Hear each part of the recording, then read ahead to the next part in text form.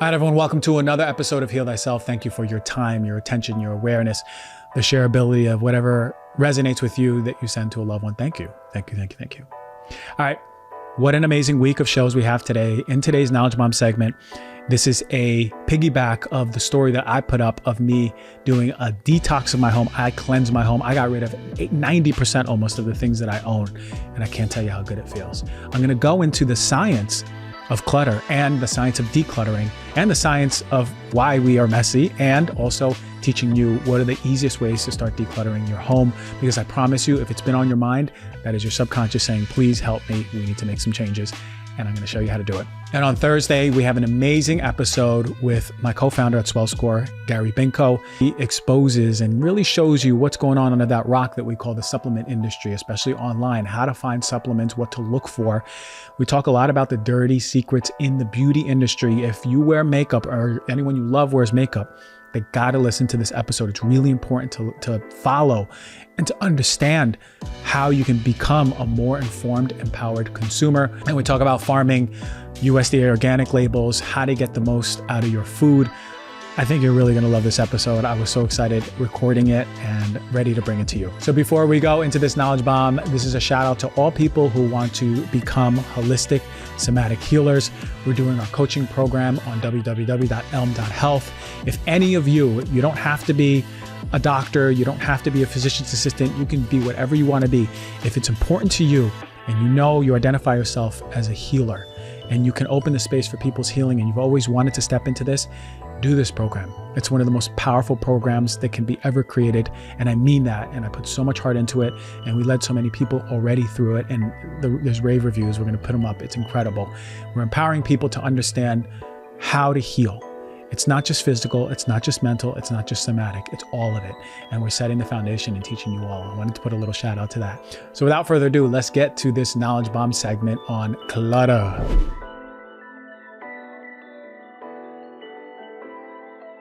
Maybe you're disorganized.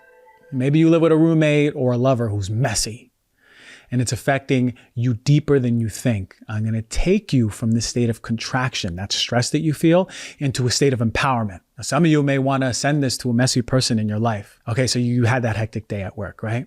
And you walk in and you've been stressed already from the day and you come to a messy home. Your physiology is affected, but I'm gonna show you why and how. The theory of environmental stressors posits that clutter acts as a chronic stressor every single day. It's sort of like a little drop in a bucket. But unlike acute stressors that elicit a direct and temporary physiological response, chronic stressors like clutter, coming home to a cluttery house, continuously affects the individual, leading to a sustained increase in your cortisol levels over and over and over. Remember, it's a drop in the bucket, but it's going to start affecting you over the years. The sustained stress response can actually weaken your immune system over time, which is going to cause more inflammation in your body, which is going to predispose you to different infections and chronic diseases. But we see that. It's not just a theory that a messy, cluttery place is going to affect your cortisol. We see studies finding that cluttered environments can lead to elevated cortisol levels. And a study published in the Journal of Personality and Social Psychology found that women who perceived their living spaces as cluttered had higher levels of cortisol than those who described their living spaces as restful and restorative. As you think, right? We are products of the environment. We are so deeply connected to our environment. Our environment will affect us even if we don't even think it. So chronic high levels of cortisol can lead to various health issues. We know that, from just chronic anxiety, over a long-term depression, especially if it's causing inflammation in the body, digestive issues, heart disease, sleep problems, weight gain 100%, memory and concentration impairment. But it's also going to impact your autonomic nervous system. The nervous system, or the part of the nervous system responsible for regulating those involuntary body functions like heartbeat and breathing, that can be all affected by your clutter. A cluttered environment can actually trigger fight or flight, right? It's like your body is seeing a common threat every single day without you even paying attention to it, because we don't put that much value or emphasis on how much this can affect our health. But our nervous system is constantly scanning our environment. And if it's cluttered, it can actually increase our heart rate, blood pressure, breathing rate, because our body's preparing for that threat. But over time, this chronic activation of stress can lead to issues like heart disease, gut issues, autoimmune disease, chronic health disease like cancer long term. So we have to think about, wow, is our environment actually making me sick? It's not just what's in your environment, it's actually the visual cues that you're getting from it. And it's going to affect your cognition, reducing your attention and cognitive performance. We know that clutter can overwhelm the brain's visual cortex because it's competing for attention and reducing our ability to focus. We have a sensory overload that is impairing our cognitive performance. It's making it harder just overall to process information, make decisions, just complete your tasks in an efficient manner. There's a study in the Journal of Neuroscience, and researchers found that clutter can significantly affect visual attention, actually making it more difficult to focus on specific tasks. So if you're working at home, number one, to have an efficient work, you got to make sure you remove the clutter. Your space has to be feng shuied out so you feel the energy flowing and you feel good and safe in your home. And the cognitive load theory suggests that when our cognitive resources are stretched thin by unnecessary stimuli like clutter, our mental capacity becomes more and more reduced. It suggests that actually our working memory has a limited capacity. And when too much information, too much stimuli is presented at once, it's going to lead to cognitive overload. The overload is not just mentally taxing, it actually triggers physiological stress responses in the body, as I was talking about with the cortisol. And research indicates that cognitive overload can reduce the efficiency in the prefrontal cortex. These are our high-level functions, decision-making, attention, and the inhibition of inappropriate behaviors. From clutter in your home, over time, it can actually affect your brain. So this reduction can lead to increased feelings of anxiety. And as our prefrontal cortex is overwhelmed, it can lead to things like anxiety and stress. It's manifesting psychologically as increases in heart rate, as I said before, and blood pressure, right? We're in that sympathetic mode over and over. That's going to affect our brain over time. And it's going to get your mental health. A study in Current Psychology journal examined how clutter affects individuals' perception of home and life satisfaction, finding that clutter can actually negatively impact one's sense of home, leading to procrastination and decreased life satisfaction. And the study underscores the cognitive burden of clutter, highlighting the impact of daily functioning and overall happiness. If you're not happy, if you feel heavy, if you feel burdened, if you feel like you're procrastinating, you really have to think about, whoa, wait a minute, does it have to do with the clutter in my home? Because we don't think about that. What doctor is telling you is your home cluttered? But it's going to affect your physiology, your psychology, and just your overall mental, emotional state. It's going to affect your sleep. Actually, a cluttered bedroom can affect sleep quality by increasing cognitive arousal and stress. Difficulty in falling asleep or staying asleep or experiencing restful sleep can be linked to visual and physical discomfort or clutter. There's a study in Sleep Health Journal that found people with cluttered bedrooms had higher rates of sleep disturbances.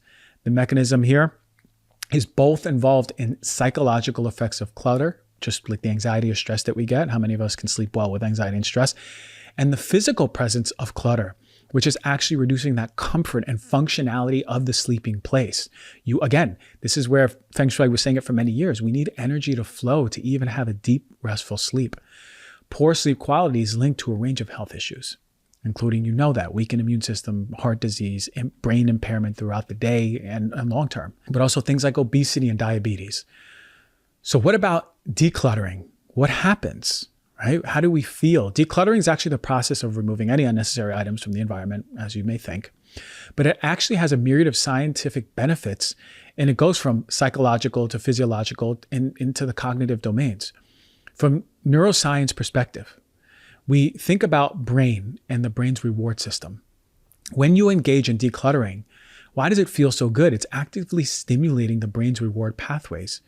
Particularly, it's something called the mesolimbic dopamine pathway, which is involved in the process of rewards and pleasure. That's why it feels so good when we're starting to just move things out, making more space. Achieving a decluttered space can actually trigger the release of dopamine. So we have that reward. We're actually motivated to do more of it. That's not by mistake. It's our body talking to us. It's contributing to feelings of happiness and satisfaction. The neurological response can create positive reinforcement for decluttering. It's actually encouraging a cycle of organization and cleanliness. That's not by mistake. Our nervous system wants more of that, so we're getting those signals by our body, hey, keep doing this, in the form of that dopamine release. Stress is a common factor that affects everyone in today's fast-paced world, leading to various issues. What if the answer to a better stress response isn't a key nutrient? I'm talking about magnesium. Actually, I'm talking specifically about Magnesium Breakthrough by Biophilia Hypothesis. This is a one-of-a-kind product that is designed to reverse low levels of magnesium, which can be causing a multitude of health problems.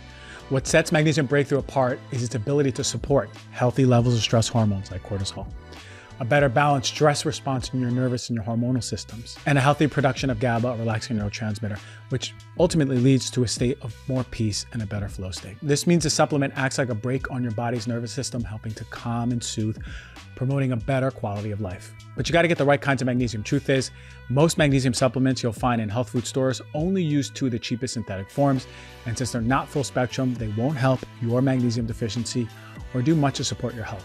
There are actually 7 major forms of magnesium.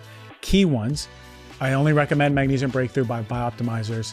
It's the only organic full spectrum magnesium supplement that includes 7 unique forms of magnesium for stress, resilience, and better sleep, all in one bottle. Go to www.bioptimizers.com and use the code DRG10 to get 10% off of any order. That's bioptimizers.com/DRG with the code DRG10 for 10% off of any order. Thank you. Spring is in full swing, and many of us are embracing the spirit of renewal by decluttering and refreshing our living spaces. And as we prioritize cleaning a healthier environment, don't overlook where you sleep. So let's talk about Birch mattresses. For starters, they're GOTS and GreenGuard Gold certified. This means they're free of those polyurethane-based foams and harsh chemicals that can lurk in your traditional mattresses, making them a safe and eco-friendly choice for your home. That ain't all. Birch mattresses feature natural wool, making them hypoallergenic and resistant to mildew. So if you're looking to eliminate allergens and create a healthier sleeping environment, Birch has got you covered. I've had mine for over 3 years, and let me tell you, it's been a complete game changer. It's got comfort, it's got support, it's like sleeping on a cloud, and knowing that I'm sleeping on a mattress that's good for me and the planet, well, that's just icing on the cake. If you're in the market for a new mattress, Birch offers a 100-night sleep trial, allowing you to experience a difference for yourself risk-free, plus a 25-year warranty, a flexible payment, and financing options. Birch is committed to ensuring you get the best night's sleep for years to come. Right now, Birch is offering 20% off site-wide, plus 2 free EcoRest pillows with your mattress purchase. Head over birchliving.com/heal-thyself and take advantage of this limited time offer. That is birchliving.com. A study published in the Journal of Environmental Psychology actually explored the psychological home environment and its relationship with your overall well-being. And we know the research highlights how when you declutter and organize your space, it can lead to improved mental health outcomes by creating an environment that actually reflects one's identity. Rather than an environment that is stressful, you're creating restoration in your life.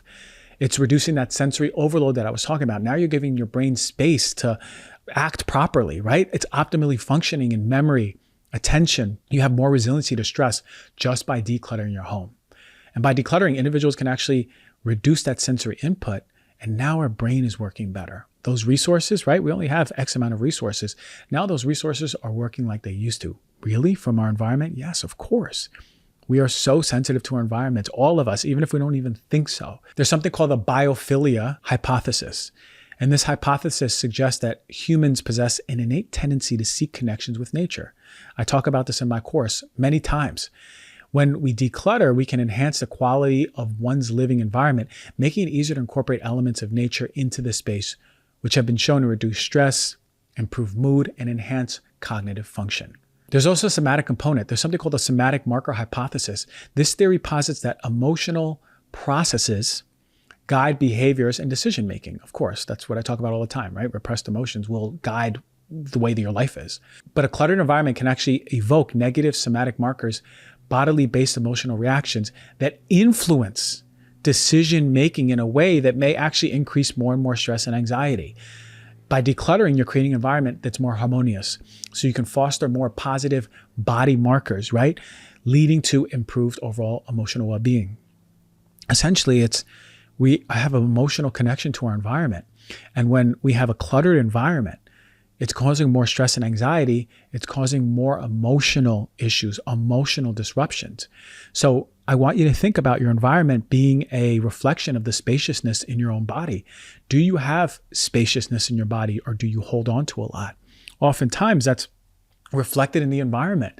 When I go to people's homes, I look at their homes and I go, okay, well, is there space? Is there openness? Is it clean, right? Because I can actually tune into people's mind states in many ways by doing that.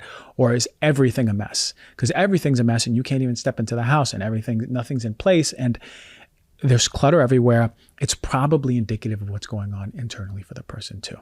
But one thing we don't really focus on is that actually clutter in the house can trap dust and pet dander and mold spores and other allergens that just affect your overall indoor air quality. That's going to lead to respiratory issues. So when you declutter, you're actually making more space for air to flow, right? We don't think about that, but that's really important.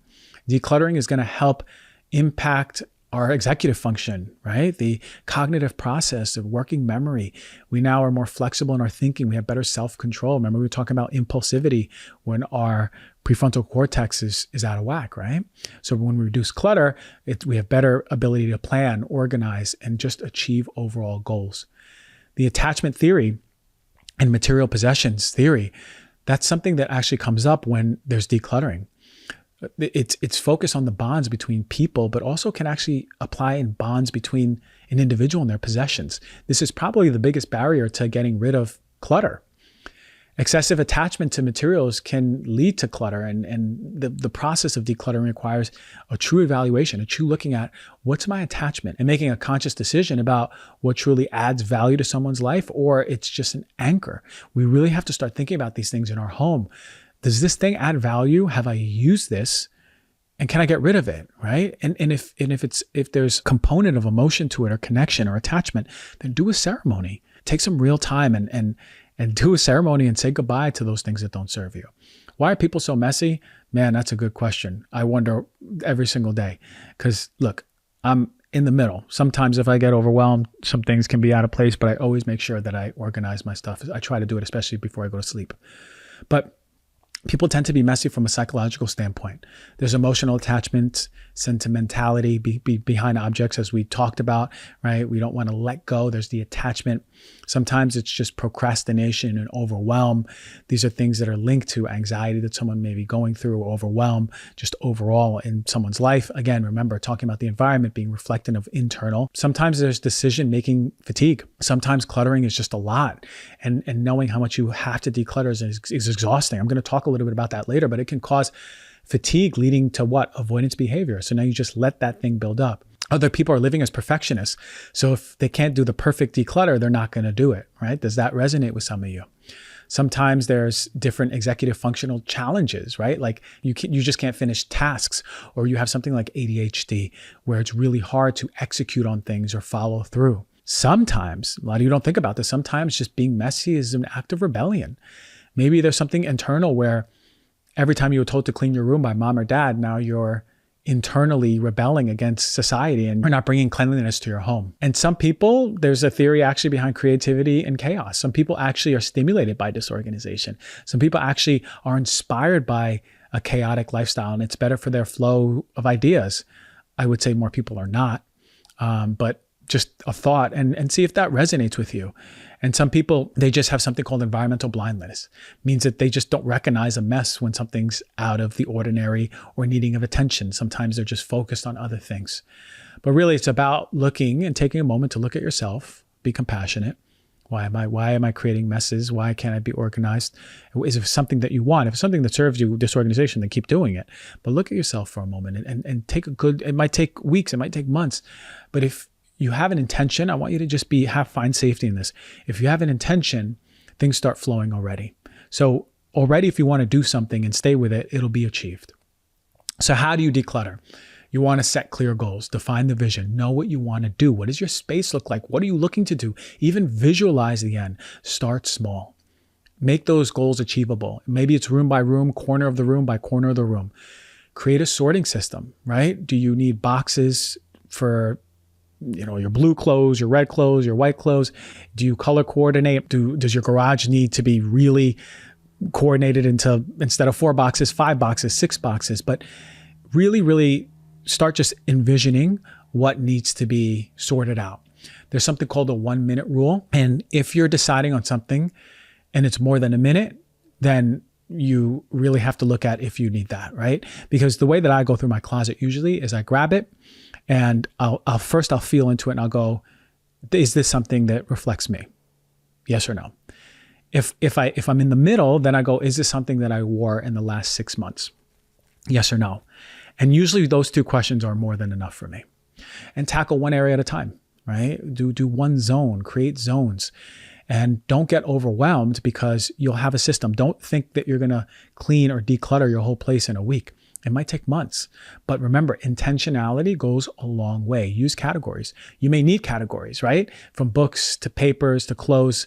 Instead of room by room, if you read the book by Marie Kondo, it talks about categories, right? Instead of doing everything at once, you can break things down to make things more manageable. And to go back to the criteria, for me, the way that I go through clothes, create your own criteria.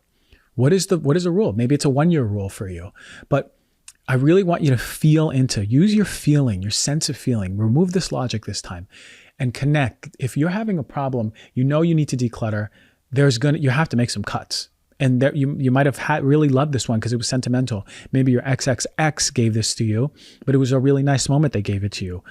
Do you look at it or is it just in a drawer, right? This is something to think about because if it doesn't serve you, let it go. Remember, things carry energy. And if it represents your XXX, let it go if it doesn't serve you or you don't want that energetic attachment. There's a lot of things I had to throw away recently, which were meaningful to me, right? They were meaningful to me, things that I've had for a long time. And for me, it was more important to create spaciousness in my life versus hold on to things that would have meaning, but they just have sentimental meaning. I don't really even look at them or use them. So find out what your rule is and start with the place that needs the most amount of clutter breakdown, right? Go start with the place that when you step in there, it's causing a lot of tension in your body. It's causing a lot of disruption in your body. It's dysregulating you. It's going to be really helpful when you start doing that, but you can get storage containers, you can get boxes. Just create a system and stop thinking that it's going to happen overnight, because for most people it won't. But be gracious with yourself. Give yourself time. Give your family time. But I promise you, when you declutter and let go, the energy behind it is just so amazing.